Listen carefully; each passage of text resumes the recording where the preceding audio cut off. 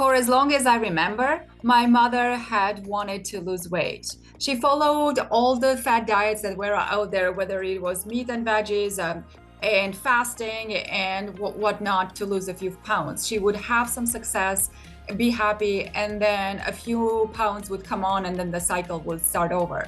And to me, my mother was always beautiful. She was this tall, beautiful woman, always well dressed with her nails done and the lipstick on and high heels. And I admired how my mother looked. And every time she said, "Well, I need to lose a few pounds," I would look at her and say, "I don't think so. You just look great."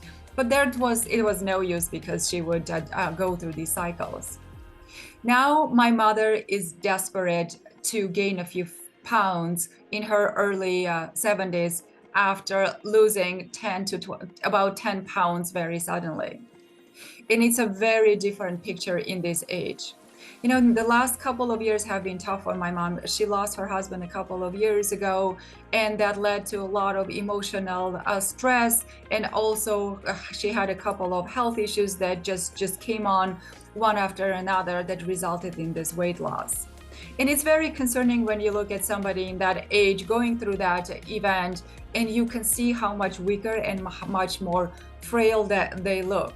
So, you know, as somebody who cares about my mother, obviously, but also as a professional who works with women, I did my research, and it turns out that weight loss for women in that age is not that uncommon.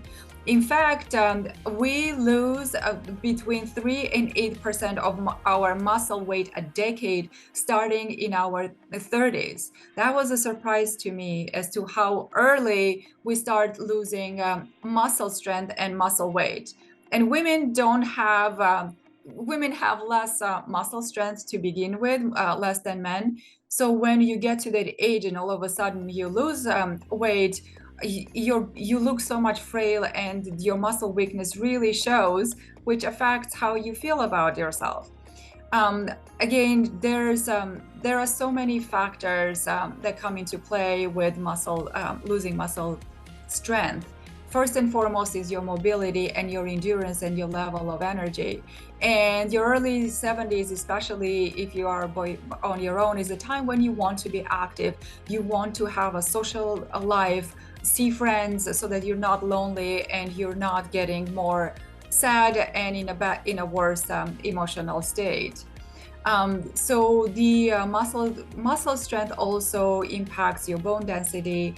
And when you're not moving, you're not mobile, we're not as strong, you have a bigger risk of falls and fractures, at that age can be really detrimental.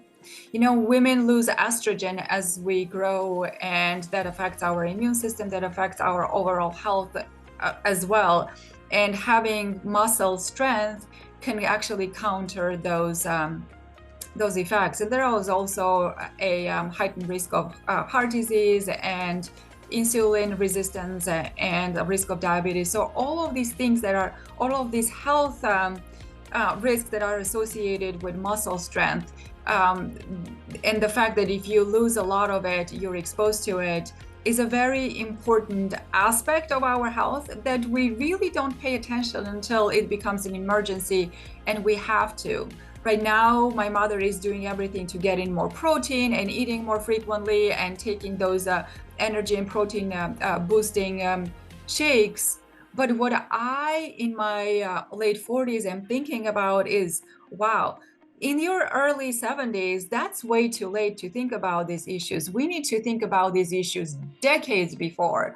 When we're in our early 20s and in our 30s, how do we maintain this level of strength? How do we maintain consistency in our exercise and in our routine to make sure that we maintain our bone health, we maintain our strength and muscle weight, so that we maintain our vitality and our energy as long in our lives as possible.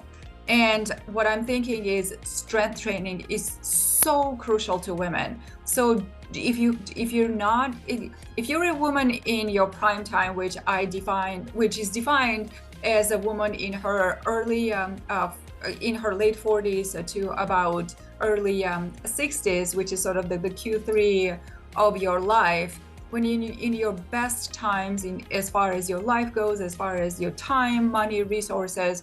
So you want to make sure that you maintain your health and you actually pay a lot more attention, a lot more thoughtful about yourself. You do the self-care, you go to the gym, you pick up those weights and you challenge yourself to keep going. And if you haven't been to the gym for a while, just go back there, dig in, pick up that class, and just keep working on being fit, on being strong, on being ripped, because you will look amazing, you will feel amazing, and you will prepare yourself so much better for what's to come. Now, I'm a financial planner and I deal with your investments and your money. And the most important thing that I find is concerning women, am I going to run out of money in the most vulnerable age when I am old and I'm frail and I'm alone? Will I be vulnerable? You know, one of the biggest expenses that women have, that families have in general, is their healthcare expenses. So if you're thinking about your financial health, you should really pay attention to your physical health. The healthier you are, the less you will need to go to the doctors, and the less hopefully your healthcare expenses will be, which will increase which will extend the potential of your money, which will increase your level of security and safety and confidence that you'll never run out of money.